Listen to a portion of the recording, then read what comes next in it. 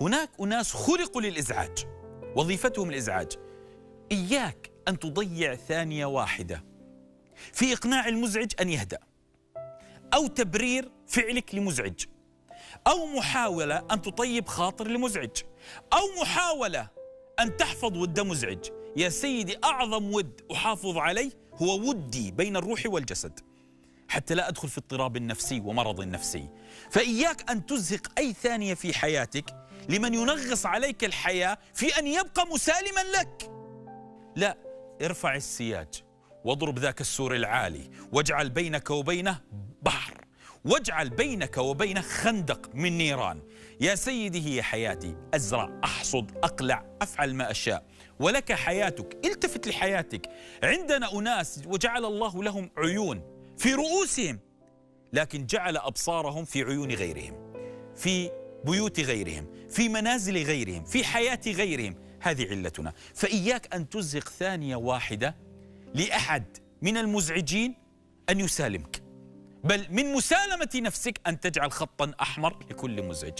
نحن علتنا نريد أن نثبت لكل حاقد وحاسد أني أنا طيب، أنت أخذت صورة خطأ عني. لا، قل له اشبع بالصورة، سواء كانت أنا مريض، أنا مغرور، أنا جاهل، أنا اشرب من ماء البحر الميت، اشرب من جميع البحار والأنهار.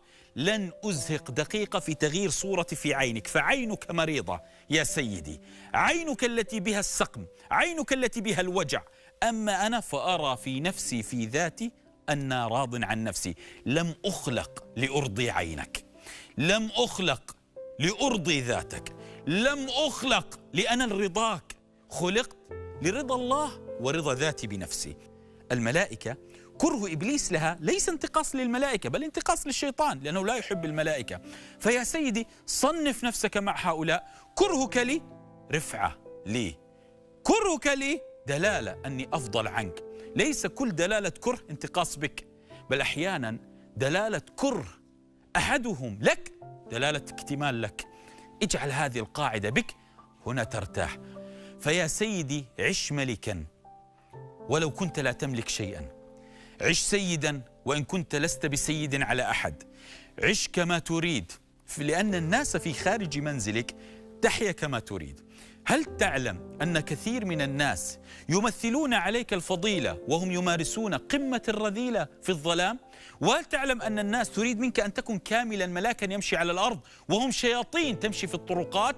فيا سيدي، لا أحد يستحق الرضا، ولا أحد يستحق أن أزهق نفسي وذاتي إليه، ولا أحد يستحق أن أضحي بصحتي لأجله.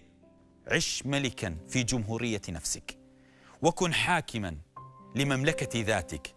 فيا سيدي، الحياة لا تعترف بالعبيد.